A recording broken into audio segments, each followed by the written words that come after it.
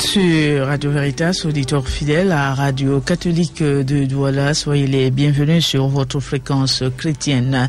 Nous avons repris de l'activité de ce côté. Nous allons vous proposer maintenant un bref entretien avec le service national Justice et Paix venu de Yaoundé. Ils nous donneront les objectifs de leur visite ici à Douala. Nous aurons à donner quelques indications en ce qui concerne l'événement qui est organisé. Bienvenue, Monsieur David Bayan, à Radio Veritas. Merci madame. Dites-nous, vous venez de Yaoundé, vous allez commencer par vous présenter aux auditeurs de Radio Veritas qui ne vous connaissent pas déjà. Qui êtes-vous? D'où venez-vous? Qu'est-ce que vous faites? Comme vous l'avez si bien dit, je m'appelle David Bayang. Je suis le coordinateur national adjoint du service national Justice et Paix, qui est la structure catholique de la Conférence épiscopale nationale du Cameroun. Donc, voilà. Vous êtes le coordinateur national adjoint des services Justice et Paix, structure de la Conférence des évêques du Cameroun. Pourquoi êtes-vous ici à Douala? Nous sommes à Douala déjà pour deux raisons. La première, nous venons à Douala pour organiser la rencontre de la CERAC, Justice et Paix. La CERAC, c'est l'association des conférences épiscopales de l'Afrique centrale. Nous réfléchissons depuis 2 jours et pendant les 3 prochains jours encore sur la question des industries extractives dans la sous-région de l'Afrique centrale.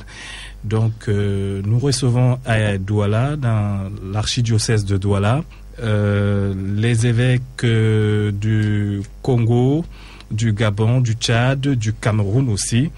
Et nous allons réfléchir donc sur la question de l'extraction minière dans la sous-région. Et je vois ici la thématique enjeux et perspectives de la transparence minière au lendemain de la validation du Cameroun comme pays conforme à l'ITIE. Oui. Voilà. C'est le deuxième volet de notre rencontre, parce que le premier volet consiste à mettre en place un projet triennal qui va concerner les différents diocèses, les conférences épiscopales de l'Afrique centrale pour les 3 prochaines années. Et en marge de cette rencontre, nous aurons une table ronde le jeudi 5 décembre à partir de 14h, ici même à la salle des banquets de la cathédrale. Une thématique, comme vous l'avez dit bien tout à l'heure, sur les enjeux et perspectives de la transparence minière au lendemain de la validation du Cameroun comme pays conforme ITIE. ITIE, pour déjà l'expliquer, c'est l'initiative de transparence dans les industries extractives. L'initiative de transparence dans les industries extractives. C'est vrai que peut-être parmi vous, il y a également des experts en ce domaine, le domaine des mines, la transparence minière. Mais pourquoi avoir organisé une conférence en ce qui concerne cette transparence? Est-ce que l'Afrique connaît même ces industries? Est-ce que les gens sont au courant de ce qui se passe par rapport à ces différentes normes? L'expérience qu'on a des pays qui exploitent les minerais, c'est que là où on exploite le minerai, c'est la localité la plus pauvre. C'est-à-dire qu'on part de la pauvreté sans exploitation à la misère avec l'exploitation. Donc, pour nous, on estime que pour que les revenus tirés de l'extraction minière soient profitables à tout le monde, on a besoin d'une certaine gouvernance autour de la gestion de l'exploitation minière. Et cette thématique, on voit avec le développement l'importance de cette thématique pour les pays du continent africain. Vous avez donc dit que cette conférence aura lieu le 5 décembre 2013 à partir de 14h à la salle des banquets de la cathédrale des Saints Apôtres Pierre et Paul de Douala. Mais qui est invité à cette conférence? Déjà, c'est tout Camerounais, tout citoyen qui est convié à prendre part à cette conférence. La conférence est ouverte à tout le monde. Nous voulons nous adresser pour communiquer autour de la thématique parce que très peu de Camerounais comprennent le sujet. Et ce jour, sur le plateau, on aura les personnes pétries d'expérience qui vont pouvoir apporter tous les éléments nécessaires pour éclairer l'opinion. Donc ça ne concerne pas une catégorie de personnes non qui sont des mines par exemple ou de l'économie. Ça concerne tout citoyen camerounais qui a envie de s'instruire, de connaître. Tout à fait. Ça concerne tous les Camerounais parce que les revenus qui proviennent soit de l'exploitation des mines ou de l'exploitation du pétrole concourent à alimenter le budget national. Et le budget, c'est l'instrument de développement économique. Donc, nous avons besoin que les gens comprennent comment le mécanisme fonctionne, comment le revenu tiré du pétrole peut alimenter le budget de l'État et comment cela peut être répercuté sur la qualité de vie des Camerounais. Vous êtes donc sur Radio Veritas, auditeur fidèle, la radio catholique de Douala, le service national justice et paix de la conférence épiscopale nationale du Cameroun organise ici à Douala le jeudi 5 décembre 2013 à partir de 14h à la salle des banquets de la cathédrale des Saints Apôtres Pierre et Paul de Douala une conférence sur le thème enjeux et perspectives de la transparence minière au lendemain de la validation du Cameroun comme pays conforme à l'ITIE. Voilà, je n'arrive pas, mais j'y arrive. On dit ITIE. Oui, ITIE. Si vous voulez. Voilà, c'est ça, c'est plus facile. À l'ITIE, voilà, j'y suis arrivé. Et vous aurez comme intervenant à cette conférence? Oui, on aura 3 intervenants. Le représentant du ministère des Mines, de l'Industrie et du Développement technologique qui va parler de la politique du Cameroun sur la mise en œuvre des standards ITIE. Nous aurons le coordinateur de la coalition Publiez ce que vous payez de la République du Congo. Il va nous parler de l'expérience des 2 années de validation de la République du Congo comme pays conforme ITIE. Nous aurons enfin sur le plateau la représentante de Revenu Watch pour l'Afrique francophone qui va nous parler de la validation d'un pays conforme ITIE. Peut-elle contribuer à l'amélioration des conditions de vie des citoyens? ITIE, c'est un nouveau langage parce que on n'a pas trop entendu parler de l'ITIE ces années-ci. Oui, c'est vrai. On va dire que c'est un nouveau langage dans le contexte camerounais parce que l'ITIE, le comité ITIE, qui est le comité gouvernemental, a été créé en 2005 par le Premier ministre. Et ce comité tient des réunions régulières avec la société civile, avec les entreprises, avec quelques experts pour voir le flux des revenus tirés des mines. Donc l'intérêt ici, c'est d'abord de publier, parce qu'il faut bien comprendre le mécanisme, c'est de publier ce que les entreprises payent à l'État. Et c'est l'État aussi à son tour doit publier ce qu'il reçoit des entreprises.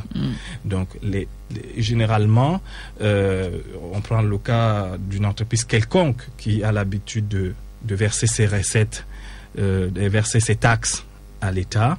Il faut bien que cette entreprise déclare que nous avons versé tant au gouvernement et le gouvernement lui aussi à son tour, le ministère des Finances, parce que c'est d'ailleurs le ministre des Finances qui est le président du comité ITIE au Cameroun.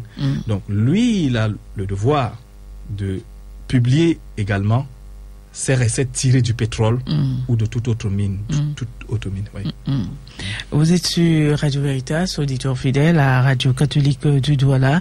Nous nous entretenons avec Monsieur David Bayan. Il est modérateur de cette conférence qui aura lieu jeudi 5 décembre ici à la salle des banquets à laquelle il est venu nous inviter. Nous allons le retrouver dans un instant avant de conclure cet entretien.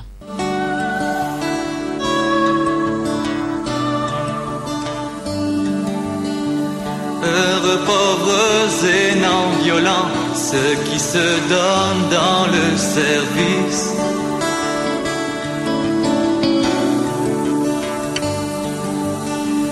Heureux aussi les artisans paix, de joie et de justice.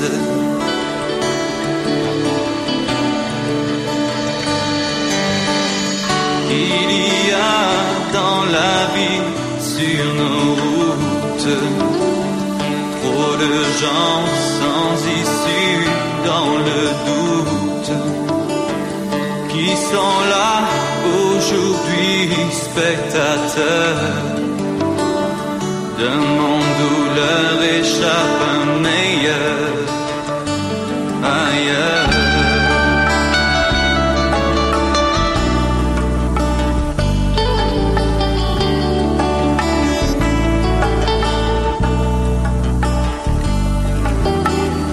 Parmi les enfants innocents blessés par un trop d'injustice,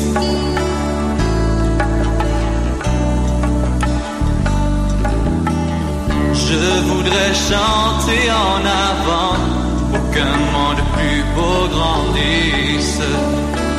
Vous êtes donc sur Radio Veritas, auditeur fidèle à Radio Catholique de Douala. Vous suivez en direct cette émission. Le service national Justice et Paix de la Conférence épiscopale nationale du Cameroun organise le jeudi 5 décembre 2013 à partir de 14h à la salle des banquets une conférence enjeux et perspectives de la transparence minière au lendemain de la validation du Cameroun comme pays conforme ITIE. Donc il y a eu des sous-thèmes. Pourquoi avoir choisi ces sous-thèmes? Il est question de la politique du Cameroun sur la mise en œuvre des standards. Est-ce que cette politique n'est pas suffisamment connue? On va dire que nous voulons contribuer déjà aux efforts faits par le gouvernement en place à travers son comité ITIE, en communiquant autour de ces différents standards et de faire partager aux populations les efforts qui sont faits, notamment au niveau de la gouvernance. Vous savez que le Cameroun a été très longtemps indexé comme l'un des pays les plus corrompus de la Terre. On voit bien qu'aujourd'hui, il y a des efforts qui sont en train d'être faits. Beaucoup d'efforts, de grands efforts. Voilà, et donc l'exemple de la validation du Cameroun comme pays conforme ITIE est concret et il faut le faire partager aux populations et en même temps expliquer ce que c'est ITIE et qu'est-ce que la validation du Cameroun comme pays conforme peut apporter à la population camerounaise. Est-ce que ça va susciter un engouement des investisseurs? Est-ce que nous aurons de plus en plus maintenant des entreprises, parce que nous avons très peu des entreprises qui détiennent le permis d'exploitation et qui exploitent véritablement au Cameroun. Je crois qu'il doit en avoir 2 ou 3 qui formellement exploitent les mines. Les autres, c'est des entreprises qui font des recherches et sur le plan du pétrole, inciter toujours les investisseurs à venir pour que notre économie franchisse une croissance à 2 chiffres. Et les objectifs pour terminer cet entretien de cette rencontre en ce qui concerne le public qui est ici à Douala et puis mais le public du continent africain, surtout en Afrique au sud du Sahara. Oui, les objectifs de cette table ronde aussi, n'oubliez pas que parmi nous, les participants au séminaire qui est en train de se dérouler en ce moment, nous avons des gens qui viennent du Bénin, qui viennent du Congo, du Tchad, de la RCA, de la République démocratique du Congo et de la République du Congo-Brazza. Donc on a pas mal de gens qui sont là, et des Allemands aussi, et on veut on montre aux yeux des autres comment nous sommes en train de travailler pour une meilleure gouvernance dans le secteur minier. C'est important de relever lorsqu'il y a des avancées et de saluer les efforts qui sont faits.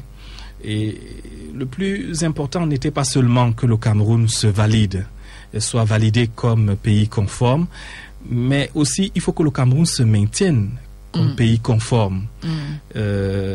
Parce que beaucoup de pays qui ont eu la validation sont repartis encore vers le bas.